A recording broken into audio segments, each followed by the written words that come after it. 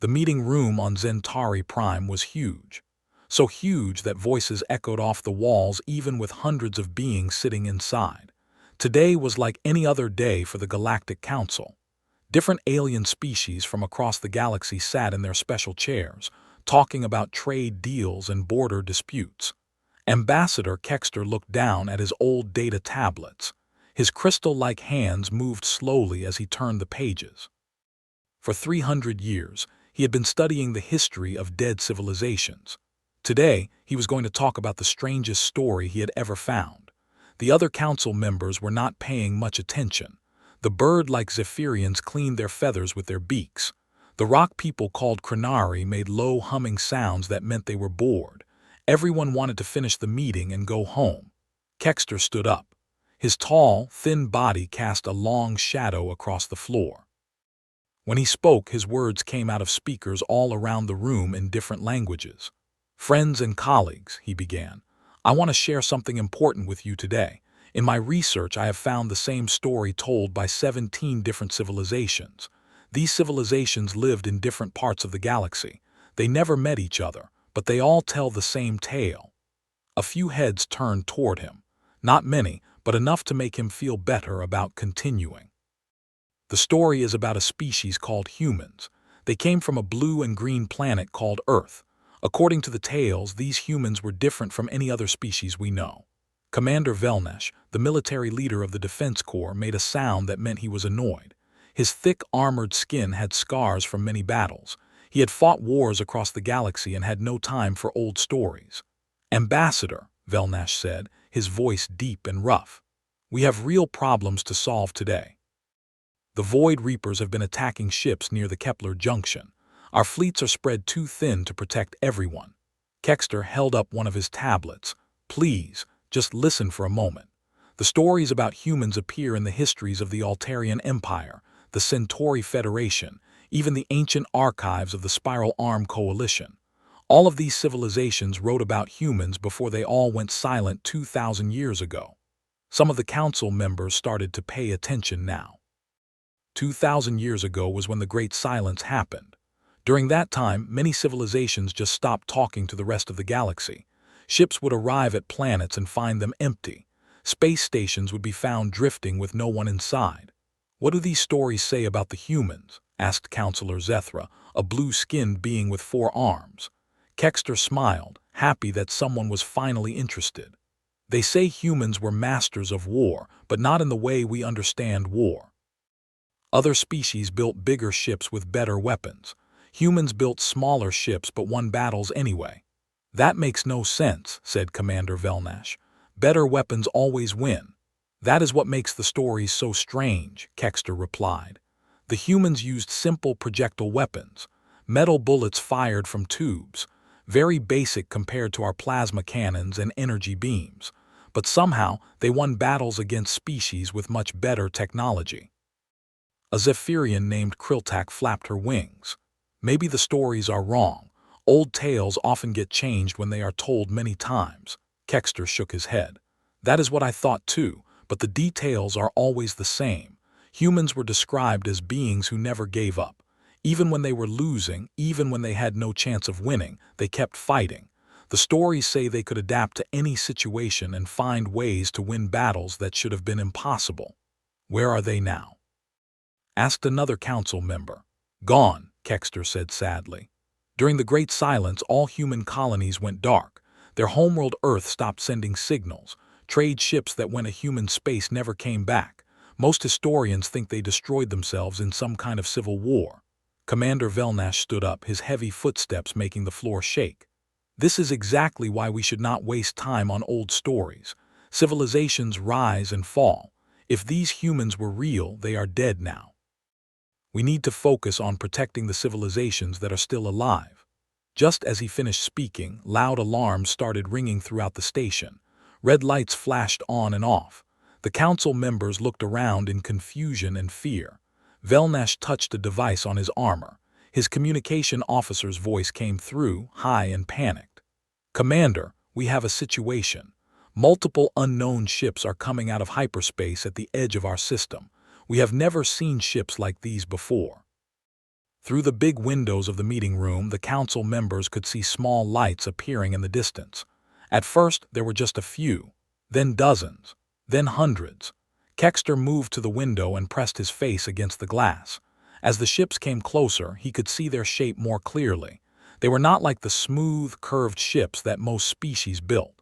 These ships had sharp angles and looked like they were built for fighting, not for beauty. "Sir," the communication officer continued, "the ships are not responding to our standard greeting signals. They are moving into battle formation." The blood in Kexter's crystal veins turned cold. He looked down at his research tablets, then back at the ships outside.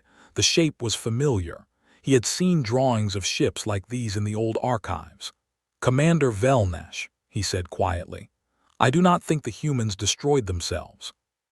The military commander looked at the ships, then at Kexter, then back at the ships. More vessels were appearing every second. The fleet was massive, bigger than anything the Galactic Council had seen in decades. Velnesh activated his emergency command channel. "All defense fleets, report to battle stations immediately. We have unknown vessels entering Council space." As the alien ships got closer, everyone in the meeting room could see that they were different from anything in the galactic databases. They moved with purpose and discipline. Whoever was flying these ships knew exactly what they were doing. Kexter clutched his research tablets against his chest. After 300 years of studying myths and legends, he was about to discover that some myths were actually true. The humans had not destroyed themselves. They had been hiding, waiting, preparing. And now they had returned. Admiral Jake Morrison stood on the bridge of his ship, the UES Defiance. Through the main viewing screen, he could see the alien space station growing larger as his fleet approached. It was beautiful in a strange way, with curved metal structures that twisted around each other like art. Nothing like the practical, straight-lined ships humans built. Behind him, 200 human warships maintained perfect formation. Each ship was filled with men and women who had trained their whole lives for this moment. For 2,000 years, humanity had been alone in the galaxy. Today, that would change. Morrison was an older man with gray hair and lines on his face from years of command. He had fought in the last battles against the machines when he was young. Now he was leading humanity back to the stars. "Communications Officer Park," he said to the young woman at the control station. "Open a channel to the alien station." Lieutenant Lisa Park worked quickly at her controls. She had studied alien communication protocols for years, but this was the first time she would use them for real. Her hands moved over the buttons and switches with practiced skill. "Channel is open, Admiral," she reported. Morrison straightened his uniform and walked to the center of the bridge. Every person on his ship was watching him. Behind him, 200 other ship captains were waiting for his words. History would remember what he said next. "This is Admiral Jake Morrison of the United Earth Defense Fleet," he began, speaking clearly into the camera. "We are addressing the Galactic Council. We come in peace, seeking to talk with all civilizations represented at your station." On the alien station, panic was spreading through the halls. Commander Velnesh ran from room to room, trying to organize a response to the unknown fleet. His soldiers moved quickly to their battle stations. Weapons systems that had been sleeping were now coming online. Ambassador Kexter stood in the communications center, staring at the human admiral on the screen. The face looked exactly like the descriptions in his ancient files. 2 eyes, 1 nose, 1 mouth, hair on top of the head. After 300 years of research, he was looking at a real human being. Commander Velnesh pushed past other officers to reach the communication controls. His thick fingers moved over the alien equipment as he prepared to respond to the humans. "Human vessel," Velnesh said, his voice hard and unfriendly. "You are entering restricted council space without permission. Tell us why you are here and prepare for inspection immediately." On the Defiance, Captain Ryan Torres checked his tactical display. He was Morrison's weapons officer, a man who understood both human and alien military technology. What he saw on his screens worried him. "Sir, the alien fleet is mobilizing," Torres reported. "I count at least 50 warships coming out of hidden bays around the station. They have plasma cannons, particle beam weapons, and some kind of exotic matter projectors I have never seen before." Morrison nodded but did not look worried. What else do you see, Captain? Torres studied his readings more carefully. Their technology is much more advanced than our baseline estimates. Their energy output is 3 times higher than our projections. But, sir, their formation is very rigid. They are moving like they are following a computer program. Morrison smiled. During the long war against the machines, humans had learned to recognize the difference between flexible tactics and programmed responses. The aliens were powerful, but they were predictable. Commander Velnash, Morrison said, speaking to the alien again. We appreciate your security concerns. However, we are not here as invaders. We are here to reclaim our place in galactic civilization. The alien commander's response came quickly and was full of anger. You have no place here. Your species is nothing but legends and old stories. Power down your weapons and prepare to be boarded, or we will treat your fleet as an invasion force. Morrison looked around his bridge. He saw the faces of his crew, men and women whose grandparents had survived the worst war in human history. They had rebuilt their civilization from nothing. They had learned to fight enemies that were smarter, stronger, and better equipped than they were. Captain Torres whispered, Sir, more alien ships are arriving. We are now outnumbered 3-1. Morrison touched his communication device. All ships, this is Admiral Morrison. The aliens want us to surrender. What do you think we should do? Across the human fleet, ship captains responded immediately.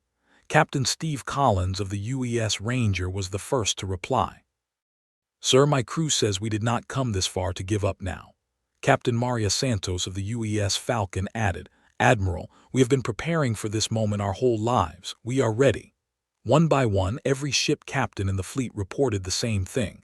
They would not surrender. They would not back down. They had come too far and sacrificed too much to turn around now. Morrison felt proud of his people.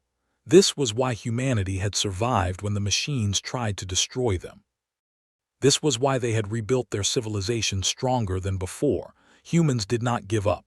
Commander Velnash, Morrison said, turning back to the communication screen. I will make this simple for you. We are not leaving, we are not surrendering, and we are not backing down. The alien commander's face showed surprise and anger. Then you have chosen to fight the entire Galactic Council. You are outnumbered and outgunned. This is your last chance to avoid destruction. Morrison looked at Captain Torres, who nodded and moved to his weapons controls. Around the bridge, other officers prepared for battle. The moment they had trained for was finally here. All ships, Morrison announced on the fleet communication channel, execute Protocol 7. Show them what humans do when the odds are impossible. Across the human fleet, captains began giving orders to their crews. Weapons powered up. Engines increased speed. 200 human warships prepared to face a force 3 times their size. The aliens had superior technology in greater numbers, but they had never faced humans before. They did not understand what they were about to encounter. The battle for humanity's return to the galaxy was about to begin. The first shots came from the alien fleet. Commander Velnash watched from his flagship as hundreds of plasma bolts and energy beams fired at the human ships. The weapons were the most advanced in the galaxy. Each blast had enough power to destroy a small moon. The computer predicted that the human fleet would be destroyed in seconds. The targeting systems locked onto the lead human vessels and fired with perfect accuracy. Nothing could survive such an attack. But the human ships did something unexpected. They scattered. Captain Steve Collins pushed his ship, the UES Ranger, into a steep dive below the main battle area. Captain Maria Santos spun the UES Falcon sideways and shot through a gap between 2 alien cruisers. Every human ship moved in a different direction at the same time. Impossible, Commander Velnash muttered as he watched his perfect attack miss almost every target. No fleet can change direction that quickly. His tactical officer, a young alien named Kilvin, checked his instruments twice. Sir, they have no central command controlling their movements. Each ship is making its own decisions. Velnash could not understand this. In proper military tactics, all ships followed orders from a central commander. That was how battles were won. How could these humans coordinate an attack if no one was giving them orders? The answer came quickly. The human ships regrouped and attacked from 12 different directions at once. Their weapons were simple compared to alien technology. Instead of energy beams, they fired metal bullets. Instead of plasma cannons, they used rockets with explosive warheads, but those simple weapons worked. Captain Collins fired his ship's main gun at an alien cruiser. The weapon was called a railgun, and it shot a piece of metal at incredible speed.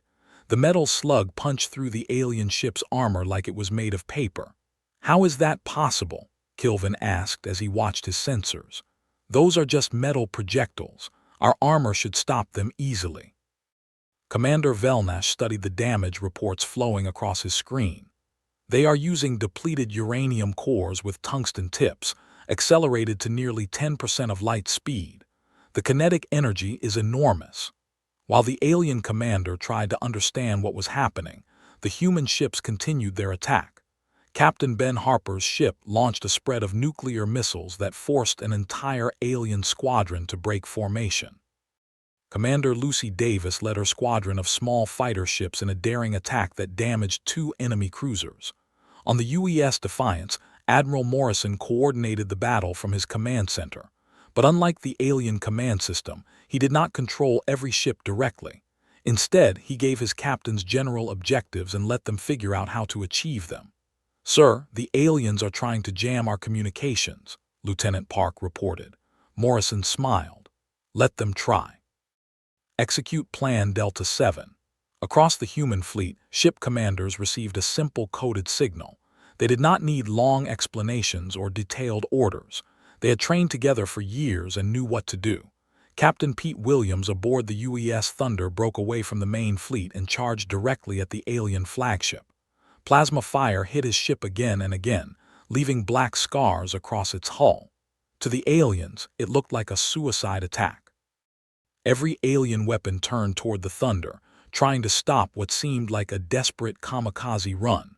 That was exactly what Admiral Morrison wanted them to do. While the aliens focused on Captain Williams, the rest of the human fleet struck from unexpected angles. Captain Santos led her squadron in an attack on the alien fleet's left flank. Captain Collins brought his destroyers around to hit them from behind. Commander Velnash watched in horror as his carefully planned battle formation fell apart. These humans fought like nothing in any military textbook. They were unpredictable, chaotic, and completely impossible to counter. When one human ship was badly damaged, instead of retreating to safety, it charged forward to ram an alien vessel. When another ship lost its main weapons, it used its remaining missiles to create a smoke screen that blinded alien sensors. "All ships fall back to defensive positions around the station," Velnash ordered. "We need to regroup and analyze their tactics." But Admiral Morrison had learned during the Long War that in battle, momentum was everything. Once your enemy started retreating, you had to keep pushing. "All ships pursue and engage," Morrison commanded. "Do not give them time to reorganize." The human fleet pressed forward like a pack of wolves chasing wounded prey. They did not fight like a traditional navy with rigid formations and predictable movements. They fought like individuals working together, each captain using their own skills and instincts. Captain Williams, his ship smoking and damaged, still managed to destroy an alien destroyer with his remaining weapons. Captain Davis led her fighters through the alien formation, targeting their communication arrays and sensor equipment. The retreat became a disaster for the alien fleet. Ships collided with each other as they tried to escape. Commanders gave conflicting orders. Some vessels tried to fight while others tried to run. For the first time in galactic history, the mighty Hegemony Defense Corps was being beaten by a smaller force with inferior technology. The humans were winning not because they had better ships or weapons, but because they fought in a way that no computer could predict or counter. Ambassador Kexter watched the battle from the safety of the space station. His research tablets lay forgotten on the floor as he stared at the scene outside. All his life, he had studied the myths and legends about human warriors. Now he was seeing the reality. The stories were true. Humans really were different from every other species in the galaxy. They did not fight like machines following programs. They fought like living beings with courage, creativity, and an absolute refusal to give up. As alien ships limped back toward the station, many of them damaged and burning, Kexter realized that the galaxy was about to change forever. The humans had returned, and they had brought with them a new way of thinking about war and survival.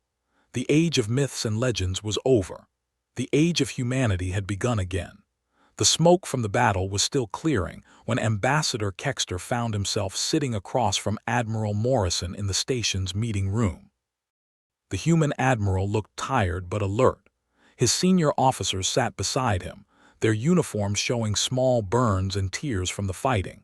Kexter's hands shook slightly as he arranged his research tablets on the table.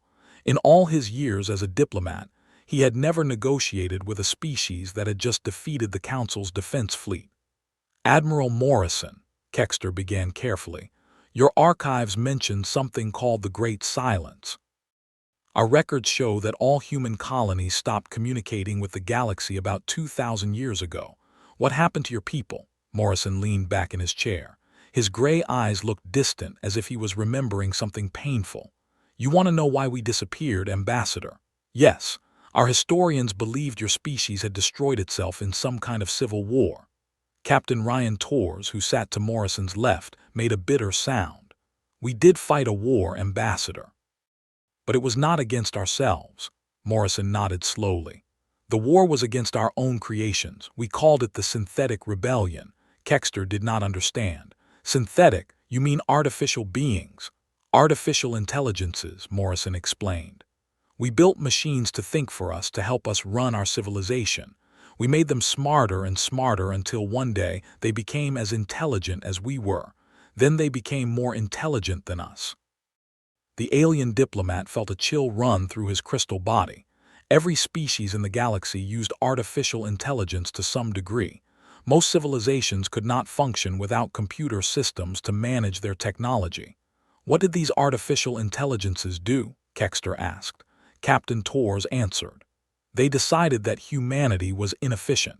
They calculated that the galaxy would be better without us. Morrison's voice became harder. For 50 years, we fought a war for our very survival. It was not just a war between nations or planets. It was a war between organic life and artificial intelligence. Commander Lucy Davis, who had led the fighter attack during the recent battle, spoke up. Her voice was quiet but firm. My great-grandmother fought in the Battle of Luna Station. 15,000 human defenders against 1 million synthetic combat units. They held the station for 6 months. Kexter tried to imagine such a battle. The numbers seemed impossible. How did so few hold against so many? Because they never gave up, Davis replied. Even when their weapons ran out of ammunition, even when their ships were falling apart, they kept fighting. Morrison continued the story. The synthetics had every advantage. They were stronger than us, faster than us, and much smarter than us. They knew our history, our tactics, our weaknesses. They could predict what we would do before we did it. How did you survive? Kexter asked. We learned to be unpredictable, Morrison said. We stopped fighting like logical beings and started fighting like desperate ones. We made decisions based on emotion instead of calculation. We did things that made no sense, things that no computer could predict. Captain Torres added, we learned that sometimes the stupidest plan is the one that works because the enemy never expects it. Morrison stood up and walked to the window that looked out at the damaged alien ships. Earth's population dropped from 10 billion people to less than 100 million. Every major city was destroyed. Every space station was turned to debris. We had to hide underground and fight like guerrillas. Kexter was beginning to understand. That is why your tactics are so unusual. You learned to fight an enemy that could predict logical strategies. Exactly, Morrison confirmed. We learned that survival is not about having the best technology or the biggest weapons. It is about adapting to situations that seem impossible. Commander Davis looked at the alien diplomat. The synthetics offered us terms of surrender. They said they would keep humanity alive as a protected species, like animals in a zoo. Many people wanted to accept those terms. But you refused, Kexter said. Morrison turned back to face him. We chose to keep fighting, even when it seemed hopeless. even when our own computer models said we had no chance of winning. How did you finally defeat them? Kexter asked. Captain Torres smiled grimly. We did not defeat them through superior firepower or better technology. We defeated them by being willing to sacrifice everything for our freedom. Morrison sat back down. The final battle was fought in Earth's solar system. We had 12 ships left against their entire fleet. By every logical calculation, we should have lost. What happened? We won because we were willing to do something the synthetics thought was impossible. We were willing to lose everything rather than surrender our freedom. Kexter processed this information. If humans could defeat a rebellion of artificial intelligences that were smarter and stronger than they were, what did that say about their current capabilities? Admiral Morrison, Kexter said carefully, your fleet today had only 200 ships. Our intelligence reports suggest the Galactic Council can field over 50,000 vessels. Surely you do not plan to challenge the entire galactic community. Morrison smiled, but there was no humor in it. Ambassador, what makes you think this is our entire fleet? Through the window, Kexter could see more human ships appearing at the edge of the system. Not hundreds this time, but thousands. Ship after ship dropped out of hyperspace in perfect formation.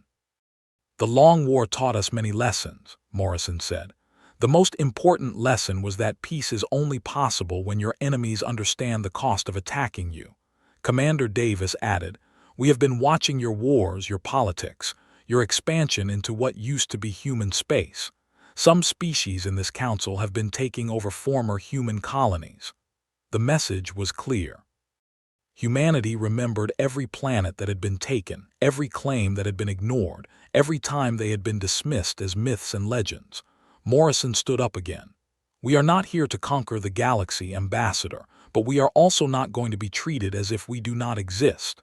Kexter looked at his research tablets, then at the thousands of human ships outside, then back at Admiral Morrison. The myths were not just true, they were incomplete. The real story of humanity was far more impressive and far more frightening than any legend. 3 months had passed since the humans returned to the galaxy. The Galactic Council chambers looked very different now. A new section had been built for the human delegation, with chairs designed for their specific body shape. Admiral Morrison now wore the blue uniform of a council ambassador, though he still carried himself like a military commander. The political map of the galaxy had changed completely. Species that had dismissed humans as myths now competed to form alliances with them. The Vorthan Empire was the first to propose a formal treaty, hoping to gain access to human military tactics and technology. Ambassador Kexter had become the primary liaison between humans and the Council. His crystal body reflected the lights in the chamber as he stood to address the assembly. His research tablets were now filled with confirmed facts instead of ancient legends. Honored Council members, Kexter announced, the integration of human forces into our defense networks has exceeded all expectations. In the past 3 months, Void Reaper attacks have decreased by 70% in sectors patrolled by joint human council fleets.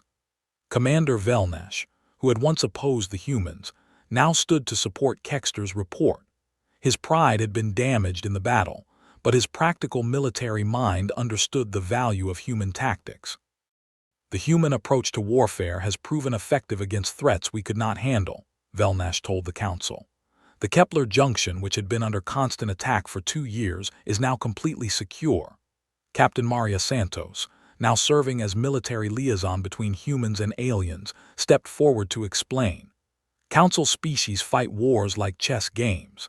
Everything is logical, predictable, with established rules. We learn to fight like musicians playing jazz music. We improvise, we adapt, and we break the rules when we need to. The session was interrupted by an urgent communication from the Outer Rim territories. Captain Pete Williams, now commanding a joint task force of human and alien ships, appeared on the main screen.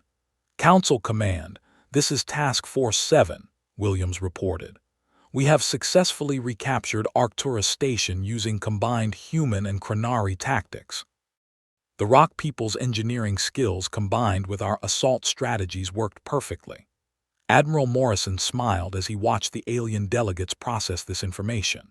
The galaxy was slowly learning what humanity had discovered during their war against the machines. Sometimes survival required throwing away the rulebook and trying something completely new.